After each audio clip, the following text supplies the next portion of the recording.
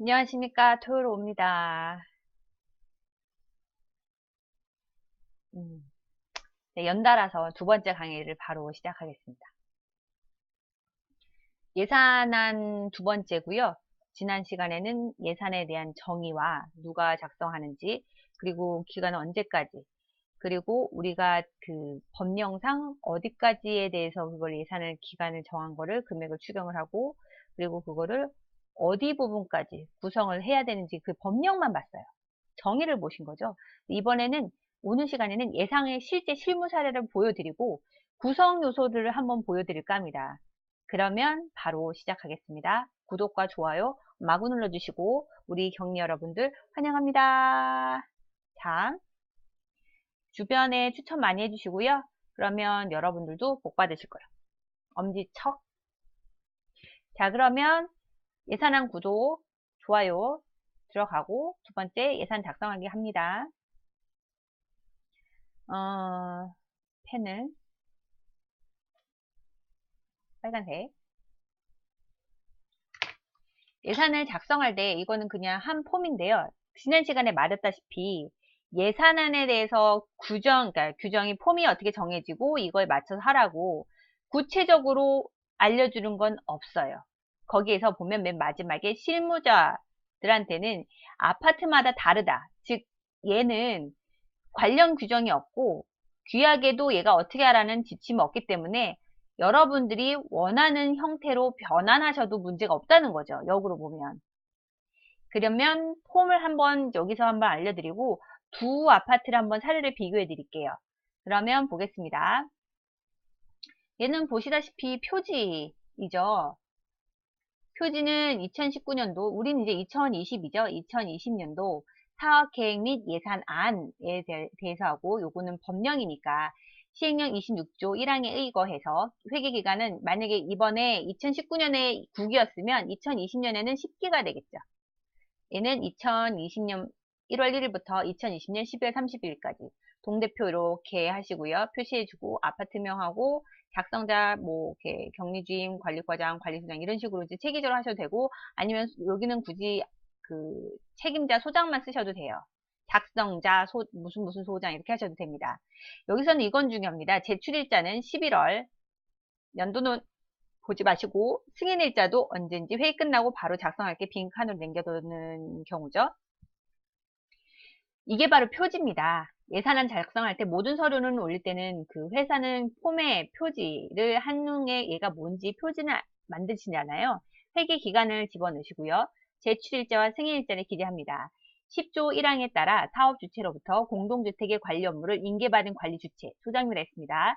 지체 없이 다음 회계연도가 시작되기 전까지의 기간에 대한 사업계획 및 예산안을 수립하여 입주자 대표회의 승인을 받아야 된다. 매 회계연도 개시 1개월 전까지라고 되어 있습니다. 이거는 두 번째 언급하니까 이제 안 잊어버리겠죠?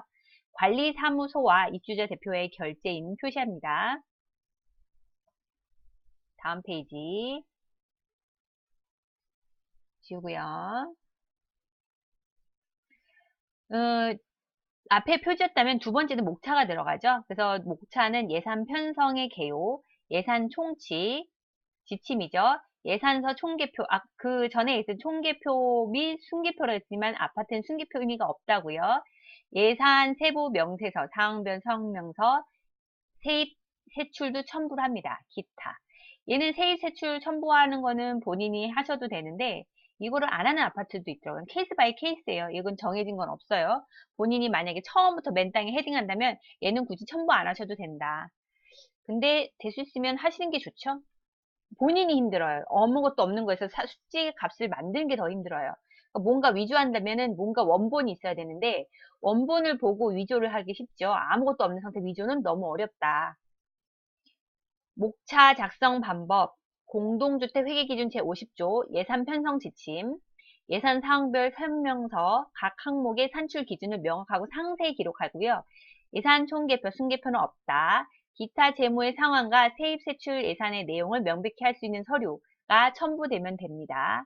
누락된 항목이 없도록 계정 중에서 없는 항목이 갑자기 쌩 있을 수 있죠. 2019년에 일자리 안정 자금이 없었었어요. 그죠?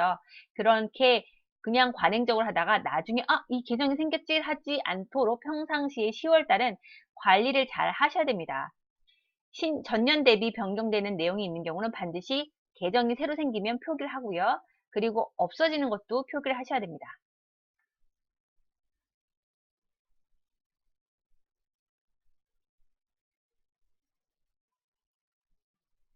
안 내려오네요.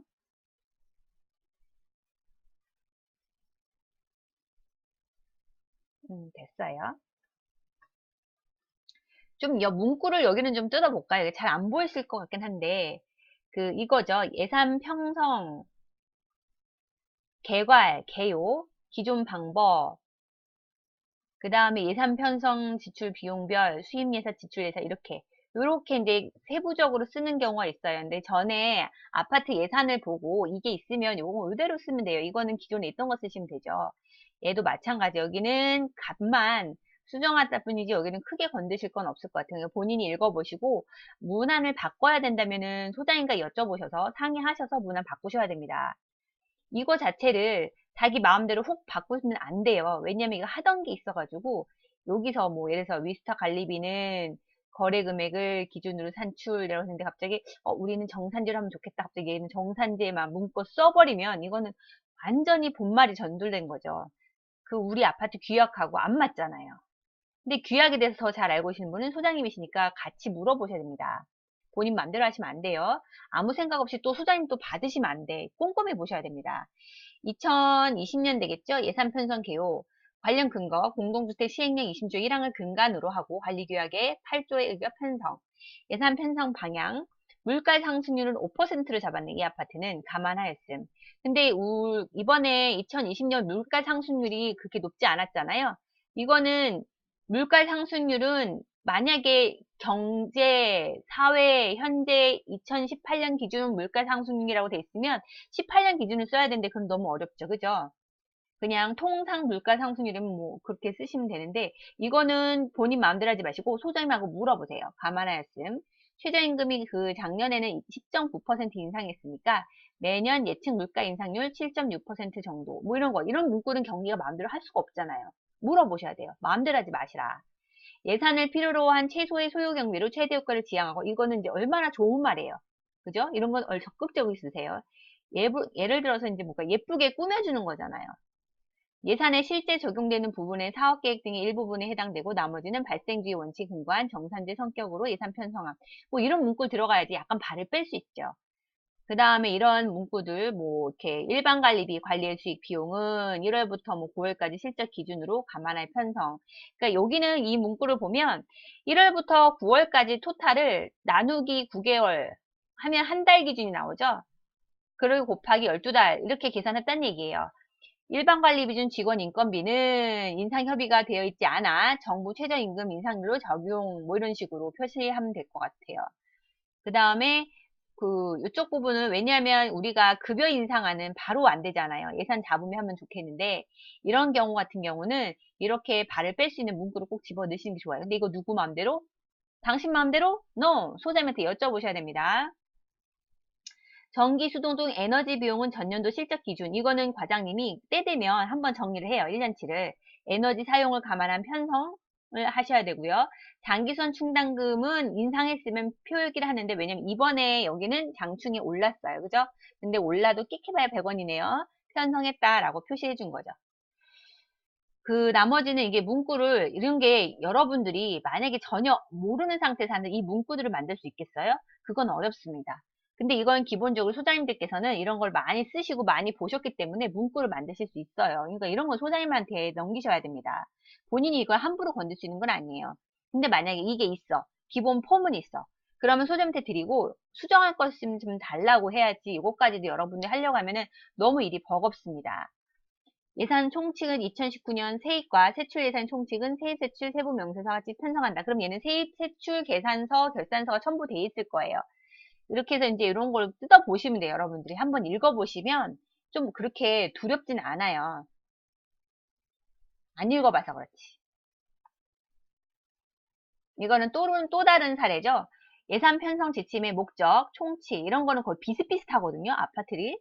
그러니까 이거는 그냥 남의 거 예산 뭐 작은 거라도 무슨 좀 옆단지 거 뭐 찾아서 공유로 하세요. 정 안 되면 좀 좋은 문구 서로 공유합시다 하면은 뭐 서로 도와주니까 좋죠.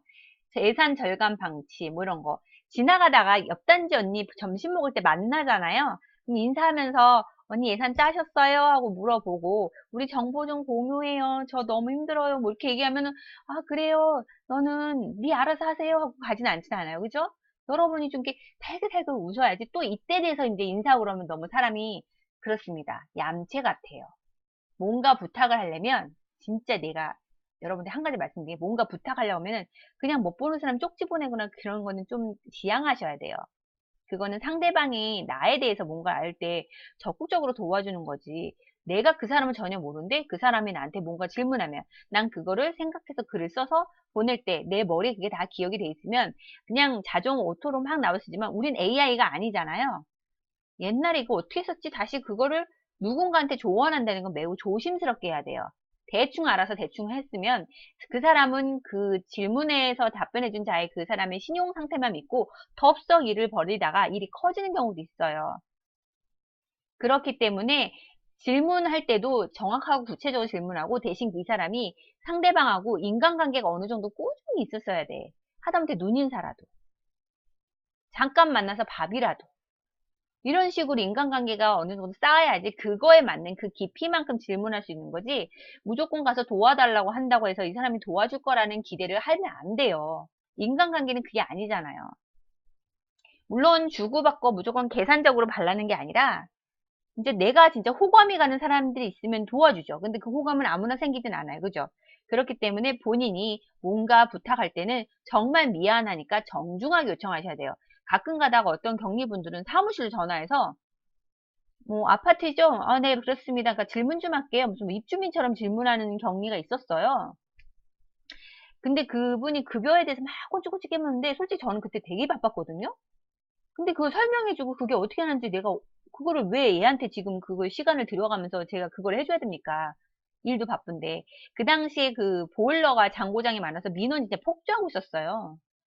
반장한테 전달하고 보일러에서 전화번호 안내해줘야 되고 문자로도 전송해줘야 되고 이걸 하고 있는 와중에 그 사람들은 시간을 온전히 뺏기라고요? 내 주 업무가 그게 아닌데?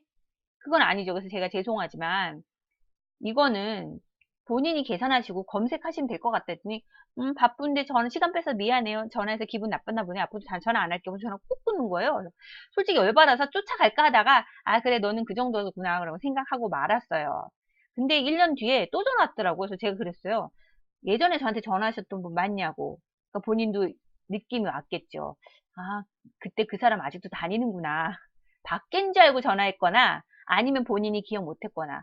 근데 서로 기분이 나빠서 틀어진 경우는 기억 못할 리가 없어요. 제 생각인데 제가 그만뒀다고 생각하고 1년 뒤에 또 전화한 거예요. 그죠? 그래서 제가 얘기했죠. 아직도 다니시나요? 제가 1년 전에 통화했던 분 맞나요? 했더니 네 맞습니다 하더니 무슨 말이니 전화를 끊었어요. 본인이 뭔가 느껴야 돼. 그 다음 두 번째는 여기 계속해서 항목별 편성 기준에 대해서 관리 수익, 비용, 그 다음에 경비, 청소, 소독비, 수선 유지비 이런 거를 쫙 이렇게 편성 기준을 쓰는 거예요. 내가 이렇게 해서 이걸 금액을 산출했다. 근데 이거를 식만 쓰면 안 되죠. 상대방이 그 식이 아니라 문구로 해석할 수 있을 만큼 써야 돼요. 이해 가시죠? 그래서 예산이 그래서 쉬운 게 아니다. 상대방이 이해할 수 있게 써야 되는데 나만 이해하고 상대방이 이해 못하겠으면 그건 예산안이 적절한 게 아니에요. 그렇기 때문에 이거는 문구를 쓰시면 꼭 소장한테 컨펌을 받으셔야 됩니다. 그러니까 제가 이런 것들 때문에 격리 혼자 시키면 안 된다는 거예요. 근데 이게 그 사람마다 틀리죠. 진짜 그 오래되고 그 아파트에 오래되고 그 다음에 이거를 한두 번 짜본 격리가 아니면 그 직원한테 맡겨도 되겠죠. 그리고 본인이 금액이 맞는지는 대충 확인하면 되니까. 그런 에이스급 격리분들을 생각하고 모든 직원을 다 똑같이 평준화시키면 안 돼요. 여러분들이 입사한 사람 초보잖아요. 여러분이 입사하게 시킨 사람은 1년 반밖에 안 됐잖아요. 여러분이 입사한 사람은 한 단지에서 자칙, 아니, 도국 관리로 5년 된 사람 데리고 오면 그 사람 일단 인사에 대한 그 연차 퇴직금 계산이 안 돼요. 예산 못 짠단 말이에요. 제가 그래서 이 얘기를 드리는 거예요. 격리분들 중에서 능력은 차등이 되게 많이 납니다. 솔직히 경리분들은 전문직이라고 전 봐요. 근데 대다수 분들이 전문직으로 생각 안 하죠. 왜? 6, 70년대 그냥 기록하고 영수증 모아놓고 붙이고 실제 신고는 세무서 갖다 주고 그런 격리들을 했기 때문에 여러분들은 그 사람이 그만둬도 금방 딴 사람 갖다 놓으면 원시적인 거니까 금방 돼. 근데 요즘 그렇게 원시적으로 처리 안 되잖아요.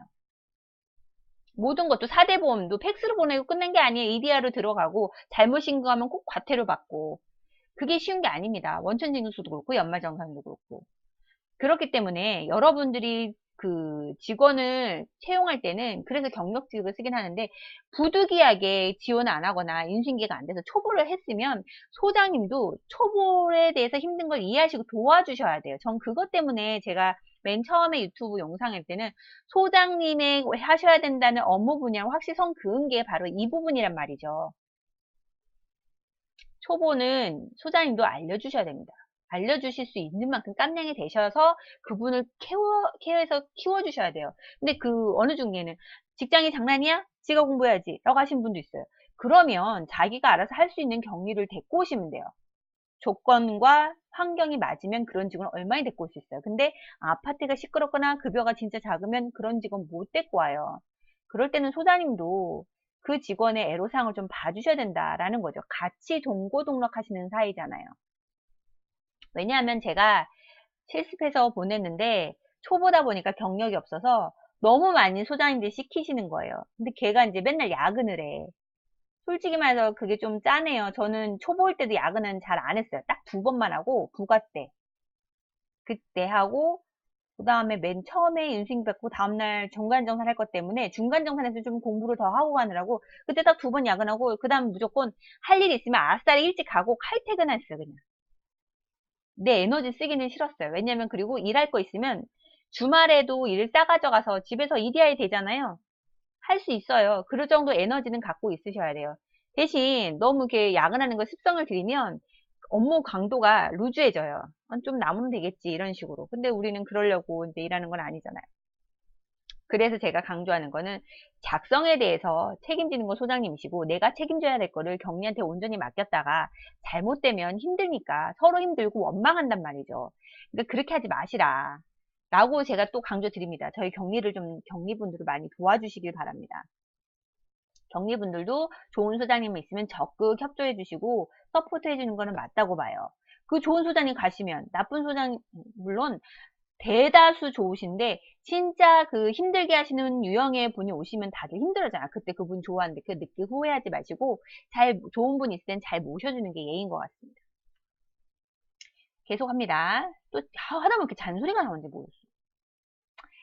장기수선 충당금 같은 경우도 마찬가지 표기를 하시고 전기 수도료도 예산할 때 짜셔야 돼요. 어바웃으로라도. 그 다음에 건물 보유. 이게 다 모든 그 각각의 항목에 대해서 예산은 100% 짜는 걸로 목표를 두고 하셔야 됩니다. 관리외 수익은 제가 얘기했죠. 관리외 수익은 수익이 어떻게 들어올지 내가 어떻게 알아요? 라고 얘기할 수 있어요. 그런데 여러분 생각해 보세요. 광고, 1년치 광고, 그 다음에 중개기 계약. 진짜 예측이 안 됐을까요? 재활용, 그것도 계약하잖아요. 이거는 예산 짤 수 있단 말이죠. 근데 그 외의 거는 어바웃 하세요. 월 평균으로 계산하시면 되잖아요. 그죠? 그리고 혹시 모르니까 관리의 수익은 예산 좀 넉넉히 잡으세요. 얘는 뭐 관리비로 입주민한테 부과해서 받을 게 아니잖아요.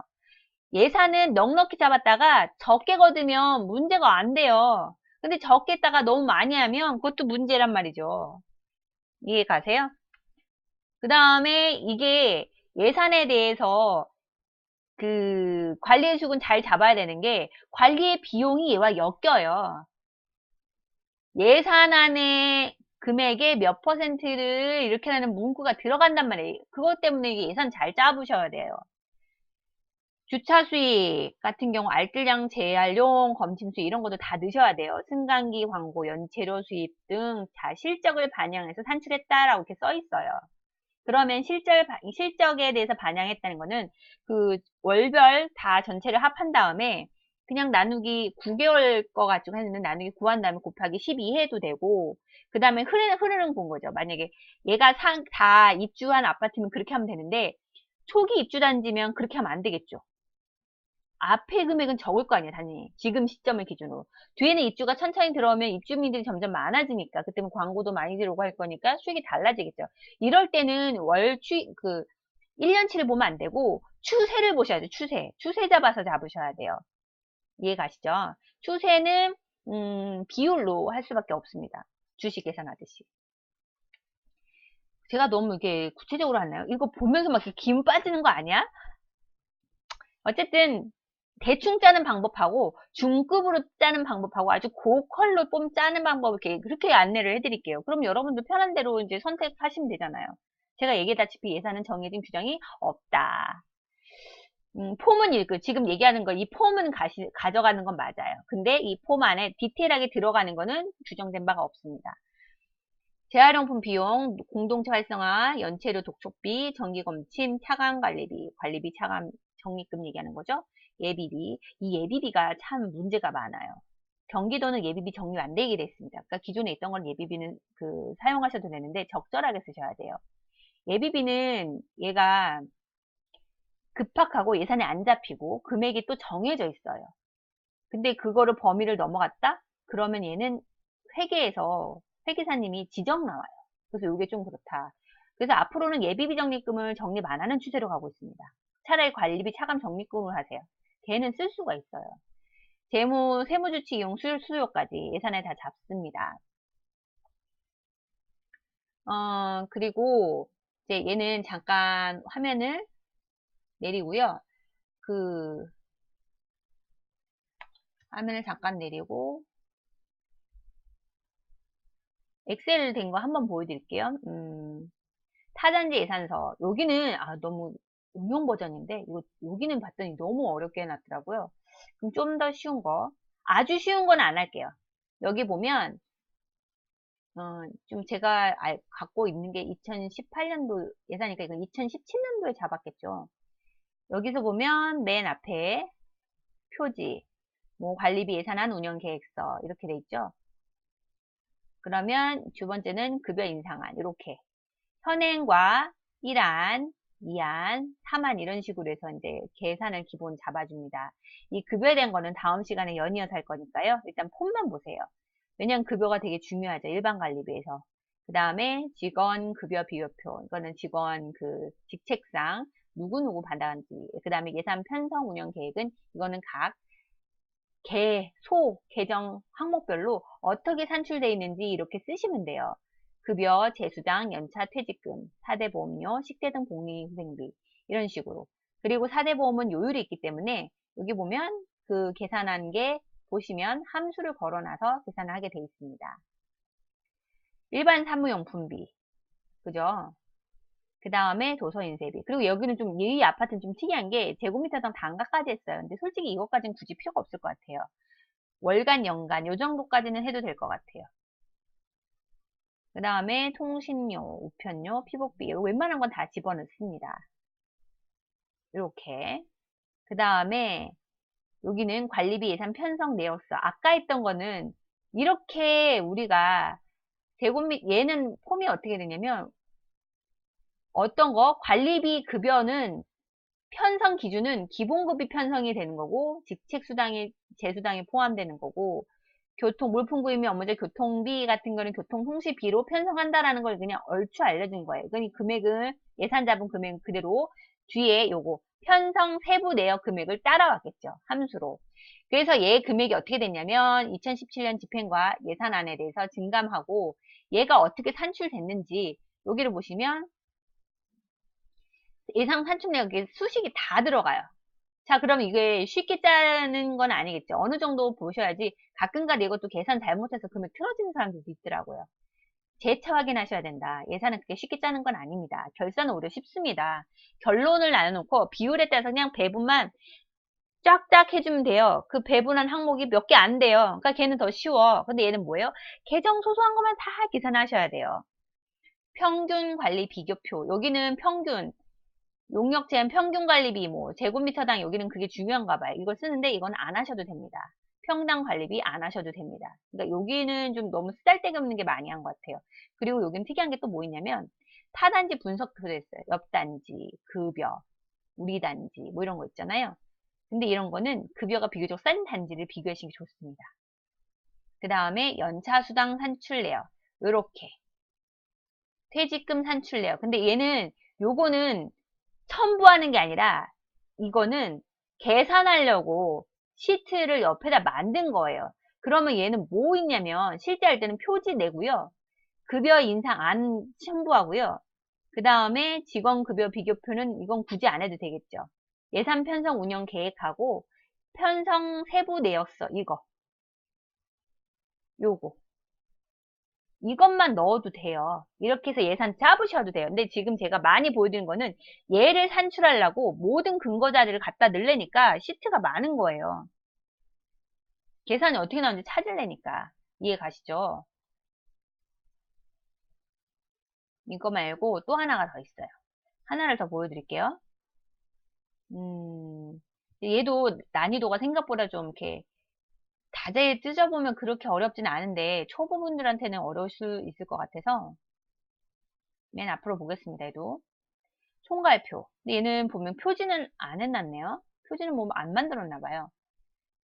총괄표, 세입, 세출로 얘는 세입, 세출로 나눠서 해서 얘의 기본은 세입, 세출서도 아마 첨부했을 것 같아. 느낌이 그래.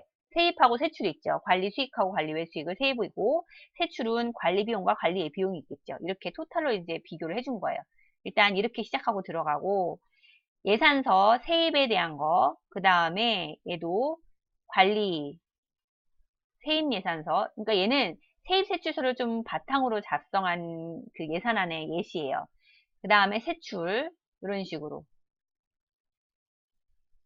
이해 가시죠? 토탈 금액 했어요. 그러니까 얘는 세입 세출서를 가지고 편집해서 한 것 같아요. 그리고 세출 예산서 또 새로 세입 산출 그 내역서죠. 요거는 보세요. 이렇게 사색에 다 들어가요. 요런 부분들에 대해서는 작성하는 건 비슷하잖아요. 그 표지, 목차, 그 다음에 개갈, 총괄표, 그 다음에 세부 내역서 이렇게 들어가는 거예요. 그러면 이제 이런 것들은 세부 내역서가 되겠죠. 세부 내역서를 하고 그 다음에 관리 외 수입도 얘도 세부 내역서죠. 얘도 예산에 편성이 들어가는 거예요. 그리고 뒤에 급여는 어디 가나 들어가요. 이제 급여 산출 세부 내역서 얘를 첨부를 하시는 거죠. 그 다음에 여기는 건 뭐냐면 시트를 보시면 급여 주, 야, 주간 휴게 시간 2시간, 야간 4.5시간 쉬었을 때, 2시간, 5시간 쉬었을 때, 그 다음에 인상률 10.9%로 인상했을 때, 그 다음에 이거는 이게 실제 첨부안에 들어가진 않아요. 이거 왜 했을까? 급여 산출하는 거 요거 세부 내역서를 뽑으려니까 계산해야 되니까 여기 시트 하나씩 만들어 놓고 연결한 거예요. 이렇게 하셔야 돼요. 그 다음에 퇴직 추계 계산, 연차. 이거는 왜요? 연차 충당금하고 퇴직급여 충당금 다시 설정해야 되니까 요거를 추계 정정을 합니다. 연차 산출 내역서 이렇게. 그래서 오늘은 여기까지 폼에 대해서만 알려드렸고요. 다시 한번 정리해드리면 화면을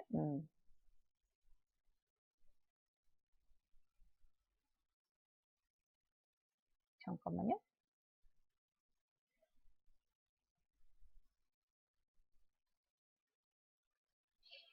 예산 편성 개요. 여기 편성 개요. 아까 제가 사례 몇 가지 들어서 이제 알 거예요. 뭐뭐뭐뭐에서 몇 퍼센트 하고 이렇게 개요를 쓰시고 총칭 전체 세입과 세출에 대해서 총체적으로 표현을 해준 거 편성 지침을 알려드리고 그 다음에 총계표 그 다음에 전체에 얼마가 썼는지 그거에 대해서 각 계정별 총계표하고 그 총계표에 대한 그 금액들이 어떻게 산출이 되는지 계산 세부 명세서 네 번째까지 들어가는 거죠. 그리고 기타 같은 경우 거의 대부분 급여인 경우가 많습니다. 이해 가시죠? 급여를 책정을 제대로 해야지 그거에 따라서 연차하고 퇴직금이 변동이 돼요. 더더군다나 거기다 4대 보험까지. 그래서 요거는 예산은 잘 짜셔야 됩니다. 그러면 오늘은 그 구성에 대해서 예산안 구성에 대해서 했고요. 그러면 다음 시간에 또 뵙겠습니다. 여러분 굿밤 되시고요. 안녕히 계세요.